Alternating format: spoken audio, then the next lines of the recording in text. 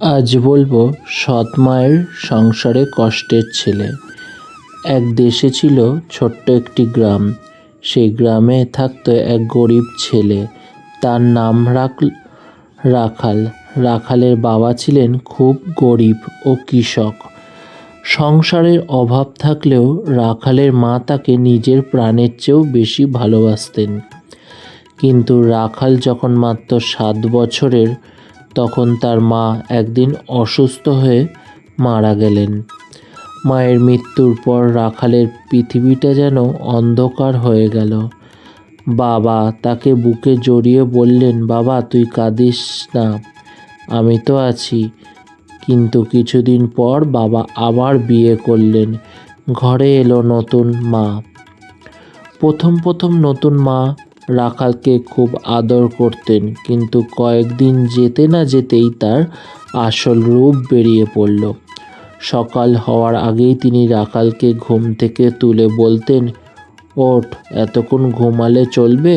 উঠোন ঝাঁট দে, গরুকে খাবার দে, তারপর নদী থেকে জল নিয়ে আয়।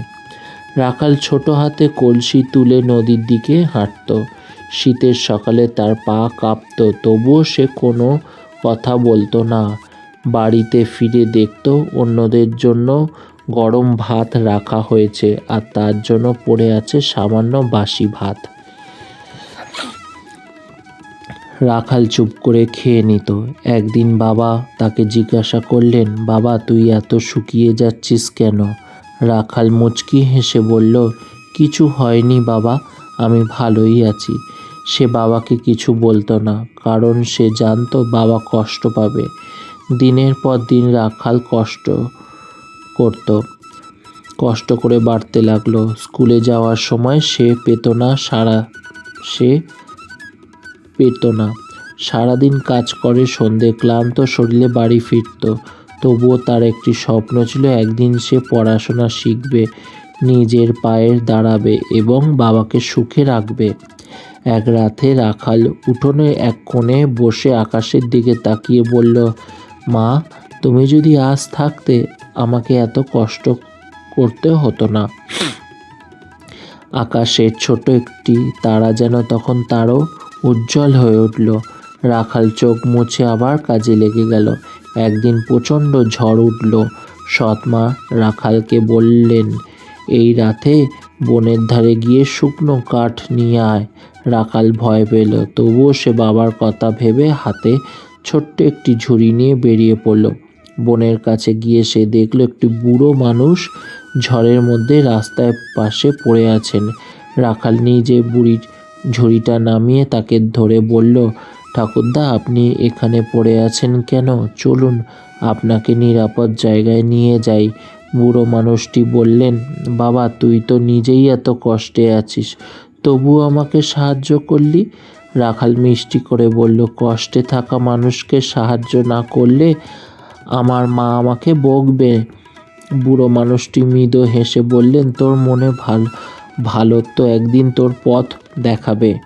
পরদিন সকালে রাখাল বাড়ি ফিরে দেখল তার বাবা খুব অসুস্থ হয়ে পড়েছেন।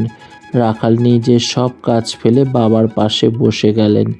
দিনরাত পরিশ্রম করে বাবার সেবা করতে লাগলো। একদিন গ্রামে এক বৃদ্ধ শিক্ষক রাখালের ওই কষ্টের কথা জানতে পারলেন। তিনি রাখালকে নিজের কাছে নিয়ে বললেন, তুই যদি সত্যি পড়তে চাস আমি তোকে পড়াবো। রাখালের চোখে আনন্দের জল এসে গেল। সেই দিন দিনের বেলা কাজ করত আর রাতের প্রদীপ ক্ষীণ আলো পড়াশোনা করত। বছর কেটে গেল। যে ছেলেটা একদিন সবার অবহেলায় কাঁদত, সে রাখাল একদিন পড়াশোনা শিখে গ্রামের সবার প্রিয় হয়ে উঠল। তার পরিশ্রম আর সততার জন্য সে ভালো কাজ পেল। প্রথম মাইনের টাকা হাতে পেয়েই সে বাবার কাছে ছুটে গেল। বাবার হাতে টাকা দিয়ে বলল, বাবা, এবার তোমাকে আর কষ্ট করতে হবে না। বাবার চোখে জল এসে গেল। তিনি রাখালকে বুকে জড়িয়ে ধরে বললেন, বাবা তুই আমার ছেলে নয়, তুই আমার জীবনের আশীর্বাদ। রাখাল তার সৎ মায়ের প্রতিও কোনো প্রতিশোধ নিল না, বরং বলল, যে আমাকে কষ্ট দিয়েছে তার জন্যও আমি খারাপ কিছু চাই না। সেই দিন থেকে গ্রামের সবাই বুঝলো, মানুষকে ছোট করে তার ভাগ্যকে ছোট করা যায় না। সে ছিল এত কষ্ট সহ্য করেও ভালো থাকতে পারে। একদিন না একদিন তার জীবনের সুখের আলো আসবেই। আর রাখালের জীবনে সত্যি সেই আলো এসেছিল। হরে কৃষ্ণ বন্ধুরা, রাধে রাধে। কেমন লাগলো রাখালের গল্প? যদি ভালো লেগে থাকে লাইক, শেয়ার, কমেন্ট করবেন ও সাবস্ক্রাইব করে দেবেন। হরে কৃষ্ণ বন্ধুরা, রাধে রাধে।